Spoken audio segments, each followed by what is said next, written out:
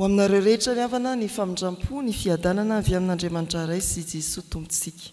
Fifaliana indray ny miombona amin'ity fampovavahana isa-maraina ity ary dia mirary antsika hitombo faherezana iorina tsara amin'ny finoana mandritra ny fotoana toy izao. Anomboka ny fampovavahana amin'ny fiderana isika ny salamo fa 5:10 andininy voalohany sy ny andininy fa 7:10 no iarahantsika mamaky. Salamo fa 5:10 ny andininy voalohany sy ny fa 7:10 mitsangana ry havana. Hideran'ny tompo isika araka ny tenin'ny mpanao salamo manao hoe: Jehova aza izahay nomena voninahitra fa ny anaranao ihany, no ny famindramponao sy ny fahamarinanao, fa izahay isaotran'i Jehova hatramin'izao ka ho mandrakizay. Amen. Hivavaka isika. Ry Andriamanitra rainay mandrakizay io, aza izahay tokoa nomena voninahitra fa ny anaranao ihany. Ianao izay nitahiranay tamin'ny famindramponao ka nahatraranay izao andro 2 volana septambra izao, anohizana indray ny azakazaka masina amin'ny fanompovavahana isa-maraina to amin'ny tony fiangonanao itony. Ianao ilay Andriamanitra rainay mandrakizay no namohanay maraina ary nanome anay fahavelomana araka ny sitraponao. No hamarinanao sy no hamasininao izahay, na dia rakotry ny fahotana sy ny heloko aza, dia indro raisinao ampitiavana hampifaliana koento an-tranonao amin'izao maraina izao. Foana nefa ny fahatongavana eto ary tsinotsinona akory raha tsy manatrika anay ianao, mitarika anay ianao. Fanainao masina ry rao mba hanamarika ny fitarianao sy ny fanatrehanao ny fiangonana mivory amin'ny anaranao, ary na aiza koa nona ny anaranao amin'izao maraina izao dia manatre miano ny fiangonanao amin'ny anaran'i Jesosy Kristy. Amen. Jaona 7:5 hatramin'ny 7:30. Jaona 7:5 hatramin'ny 7:30. Vakina amin'ny anaran'ny tompo ny teny. Ary nisy ny fandiran'ny mpianatra Jaona tamin'ny jiosy anankiray ny amin'ny fanadiovana. Ary tonga tany amin'ny Jaona ny mpianany ka nanao taminy hoe: Rabio, ilay tany aminao, tany andafin'ny Jordana, izay nambaranao, indro manao batisy izy, ary ny olona rehetra manatona azy. Jaona namalika nanao hoe: tsy misy olona mahay mandray na inona na inona raha tsy nomena azy avy any an-danitra zany. Ianareo no vavolomberiko fa hoy izao: tsy izao no Kristy, fa ny raha ny aloha azy aho. Izay manana ny ampakarina no mpampakatra, fa ny isakaizan'ny mpampakatra izay mitsangana sy miaino azy dia mifaly indrindra noho ny feon'ny mpampakatra, ary efa tanteraka izany fifaliako izany. Izy tsy maintsy mitombo, fa izao kosa tsy maintsy mihena. Amen. Ray masinao manamasinana amin'ny fahamarinana, ny teninao amin'ny fahamarinana. Amen.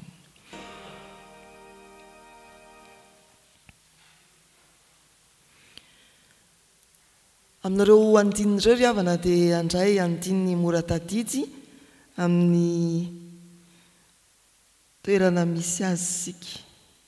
Inona re izay andininy izay?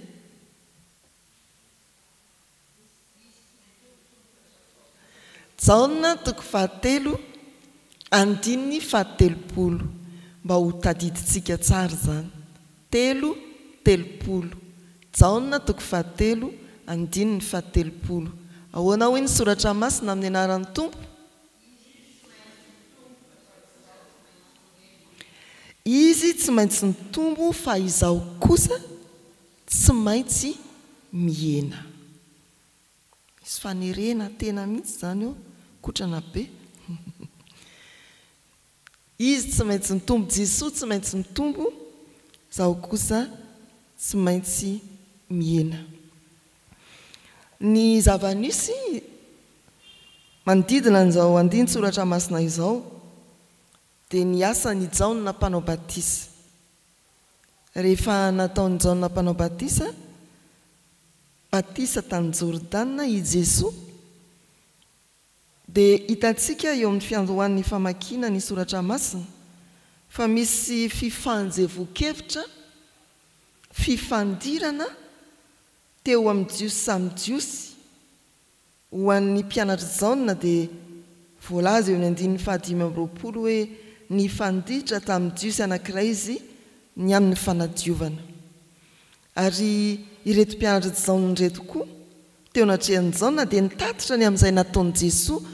Ory Jaona, i Jesosy ane le nataonao batisa tany ampitan'ny Jordana, ka indro izy manao batisa koa ary be dia be manatona azy. Fa manamarina mampatia izay efa nolazainy Jaona mpanao batisa manoloana n'izany hevitra faharoa izany hoe ianareo ny vavolombelona, za efa niteny taminareo fa tsy izaho no Kristy fa mpialoha azy aho. Fifanjevo-kevitra tahaka izany ry havana no nisy ary mahatonga ny Jaona mpanao batisa anao fehinteny entitra sady mazava ny hoe izy tsy maintsy mitombo, Jesosy no ambarany eo, fa izaho kosa tsy maintsy miena. Tsy mbola lefy akory izany hoe fifandirana eo amin'ny fampianarana samihafa ary miamiseho laniny hoe ary toa be mpanaraka be ry zareo ary ny ary toa ohatrany miena. Mbola misy izany mandraka ankehitriny. Fa inona ny zavatra tokony ho fantatry ny fiangonana? Na eo azy izany fivoizan-kevitra samihafa izany na hevitra amin'ny famovoy samihafa izany eo amin'ny fiainan'ny fiangonana, dia ity andininy fahatelopolo ity no tokony hampiorina tsara ny finoan'ny fiangonana. Jesosy Kristy tsy maintsy mitombo, fa isika kosa tsy maintsy miena. Jaona no mametraka ny tenany eo anatrehan'i Jesosy. Ny hitantaratreto dia ny filazan'ny Jaona ny tanjony amin'ny fanompoana. Tsy hamory vahoaka be, tsy hivohy fampianarana miavaka ampifanditra, fa ny tanjony Jaona dia izay voalaza ny Salamo 110:1,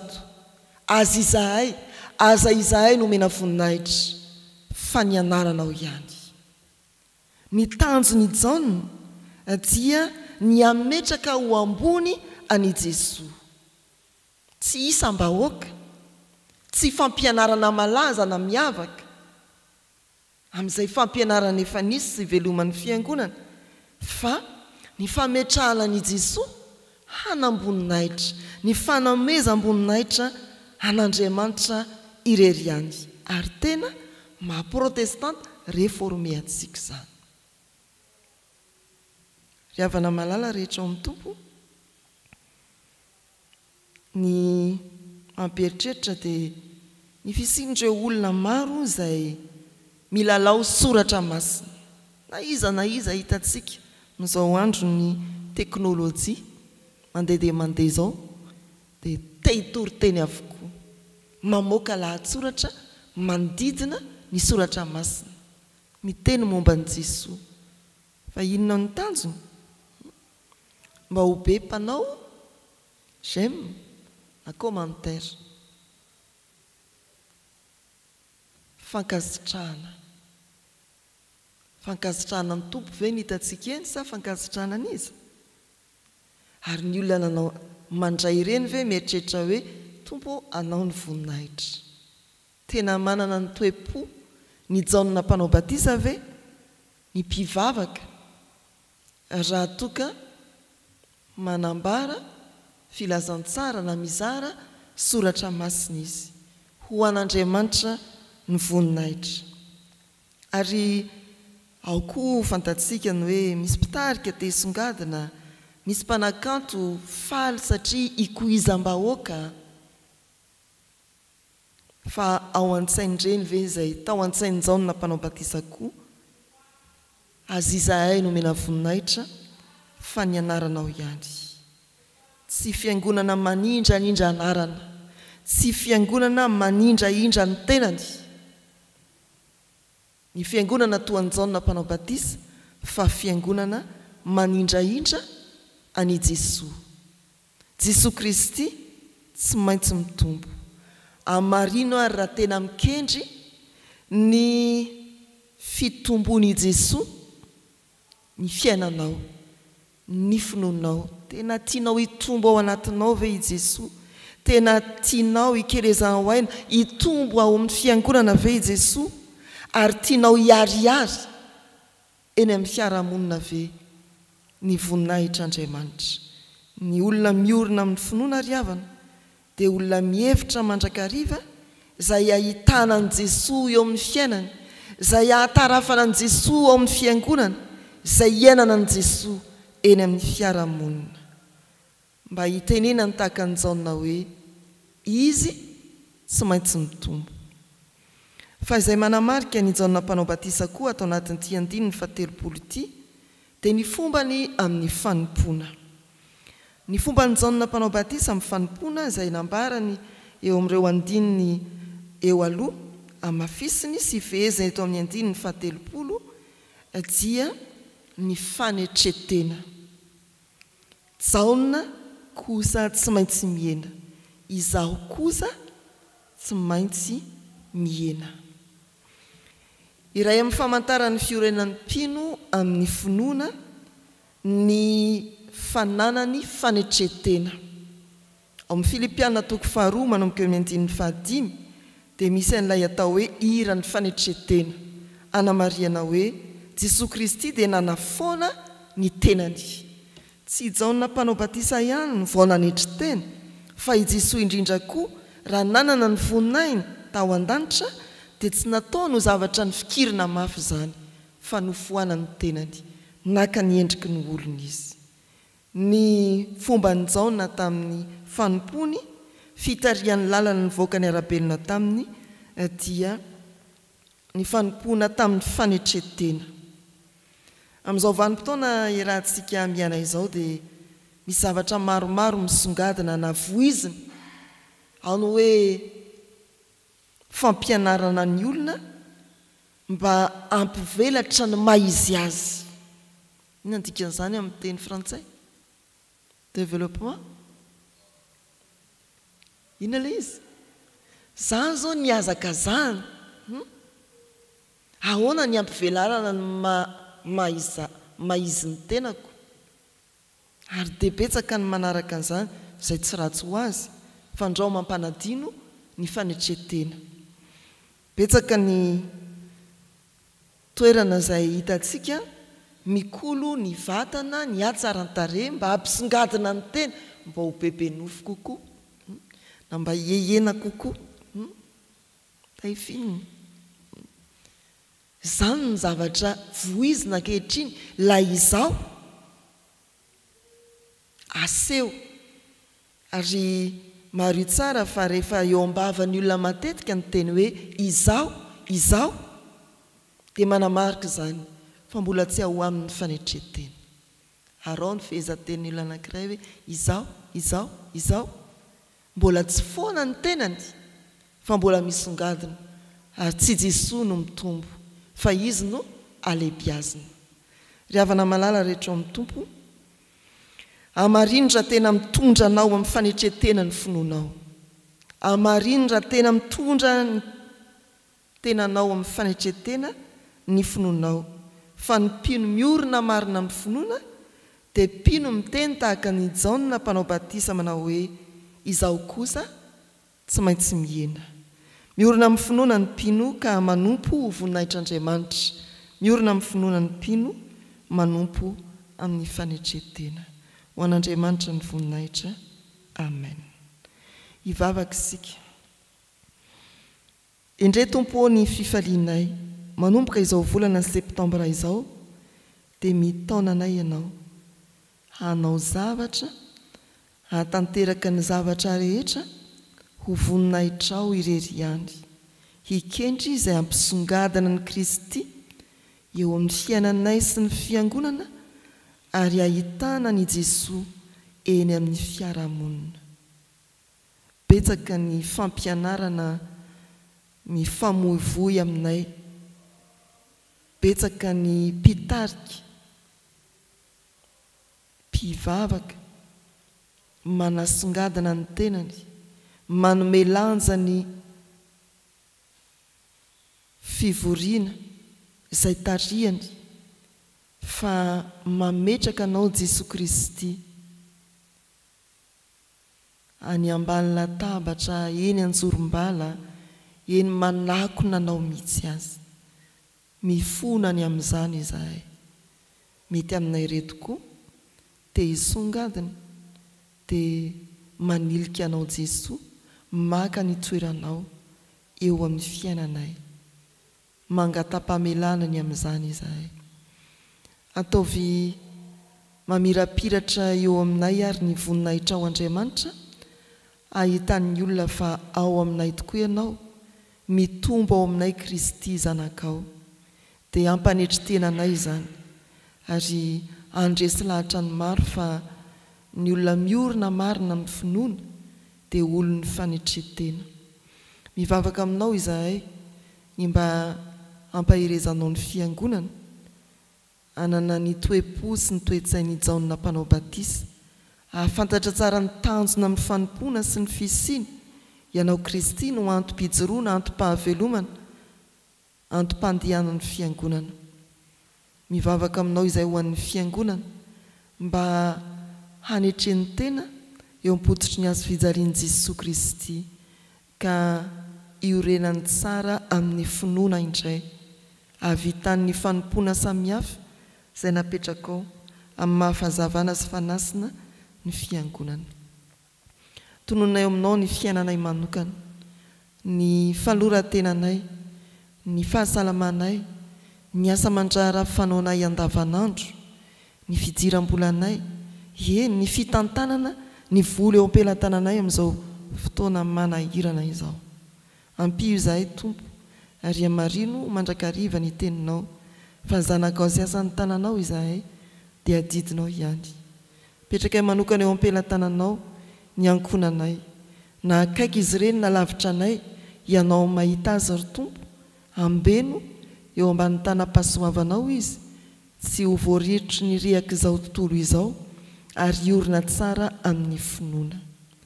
Indro Tompo ny firenenay, tononay eo ambany famindramponao, mamindra-fo amin'ny mpitondra fanjakana isan'ambaratonga ianao, mampahereza azy ireny antoraka aminao, lay Tompo ny rariny sy ny fahamarinana. Petraka eo am-pelantananao, izao fitandremana iranay manompo anao izao, ny amin'ny ezaka rehetra atao, mbola ampiariariana ny voninahitra ao, ny ampaherezanao ny kristianina rehetra any ampiazaka zahanany, ny zanaky ny fiangonana ampielezana, naizanaiza misy azy koa dia azony mafy raha mila tsy ahatananao. Petraka eo am-pelantananao Andriamanitra, ny fikasana tsara ao anatinay amin'ity tontolo andro ity sy ny fiainako avinay. Amin'ny anaran'i Jesosy lany ampianatra anay hivavaka hoe: Rainay izay ny an-danitra, ho amasinina ane ny anaranao, ho tonga ane ny fanjakanao, atao ane ny sitraponao ety an-tany ho takiny eny an-danitra. Meo anay an'io izay nasahaza ao anay, ary mamelany elokay tahaka ny namelanay izay meloka taminay. Aza mitondra anay mifakapanahy, manafahanay miratsy, hanao ny fanjakana sy ny hery ary ny voninahitra mandrakizay. Amen. Mitsangana hanonona ny fanekempinoana laharana voalohany. Mino an'Andriamanitra ray tsy to mpanao ny lanitra sy ny tany aho, ary mino an'i Jesosy Kristy zanalay tokana tompontsika, izay nitorotoronina tamin'ny fanahy masina, nateraka Maria Virjiny, nizara napako Pôntsio Pilato, nombona tamin'ny hazo fijaliana, matika nalevina, nidina tany amin'ny fiaina tsy hita, nitsangana tamin'ny maty tamin'ny andro fahatelo, niakatra ho any an-danitra, mipetraka eo kavanan'Andriamanitra ray tsy to, avy any evy ny tsara ny velona sy ny maty. Mino ny fanahy masina aho, fiangonana masina manerana izao tontolo izao, fiombona ny olona masina, ny famelan-keloka, fitsanganan'ny tena maty ary ny fiainana mandrakizay. Amen. Raisaon'ny finoana ary nitsodra ny tononona amin'ny anaran'ny Tompo. Ny fahasoavan'i Jesosy Kristy sy ny fitiavan'Andriamanitra ray, ny hery sy ny firaisana amin'ny fanahy masina ho aminareo rehetra hatramin'izao sy ho mandrakizay. Amen.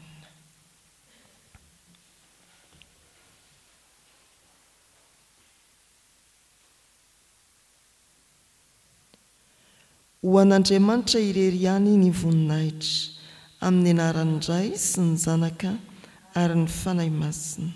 Amen.